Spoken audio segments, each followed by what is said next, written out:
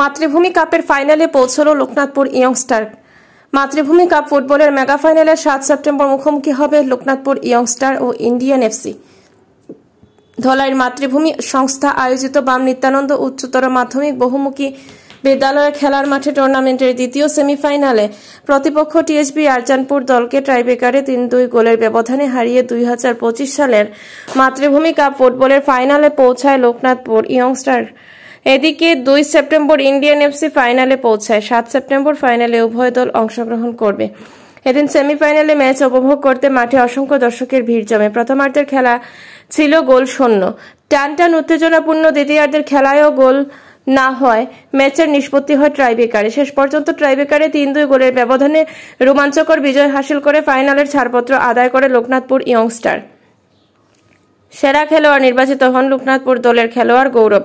তার হাতে man of the match পুরস্কার তুলে দেন আমন্ত্রিত অতিথি ধলাই নরসিংপুর জেলা পরিষদ সদস্য পম্পীনাথ চৌধুরী, গঙ্গানগর রুকনি জেলা পরিষদ সদস্য মিহির কান্তি রায়, প্রদেশ কংগ্রেস মুখপাত্র সঞ্জীব রায়। খেলা পরিচালনা করেন শামীম আহমেদ বরভুইয়া, শঙ্কর ভট্টাচার্য, কমরুজ্জামান লস্কর। চতুর্থ রেফারি হিসেবে ছিলেন সিদ্দিক আলম লস্কর। উল্লেখ্য, এদিন আয়োজক সংস্থার পক্ষ থেকে টুর্নামেন্টকে সফল করে তুলতে সহযোগিতার জন্য স্পন্সরদের সংবর্ধিত করা হয়। সংবর্ধনা অনুষ্ঠান সকাল সঞ্চালনা করেন সমাজকর্মী কমলেশ দাস।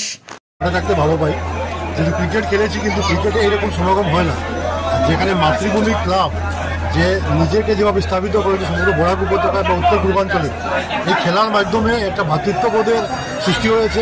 আমরা দেখতে পাচ্ছি এখানে যারা মাঠে খেলতে এসেছে ওরা খেলোয়াড় এবং যারা বাইরে ওরা দর্শক, এর কোনো ধর্ম নেই, কোনো ভাষা নেই, সবাই মিলে উপভোগ করছে। এবং আমিও মাতৃভূমিকে অন্তঃস্থলে ধন্যবাদ জানাচ্ছি।